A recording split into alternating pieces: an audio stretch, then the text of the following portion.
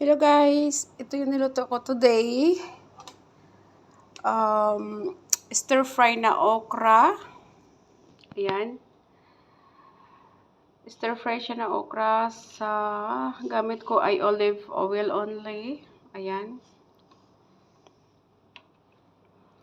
Ayan siya guys. Tapos ito din patatas, potato.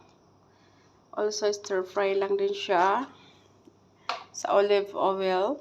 Ayan. With ano siya guys, with herbs.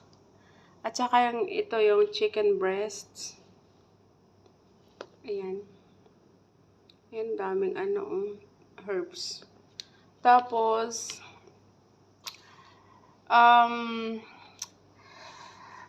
kunting salt ang nilagay ko. Ayan. Kunting-kunti lang talaga. Tapos, ito walang salt. Kailangan ko kasi kumain ng ganito guys. Ito lang. Ito yung ng doktor. Ayan. Stir fry na okra. And potato. Chicken breast. Yan lang guys.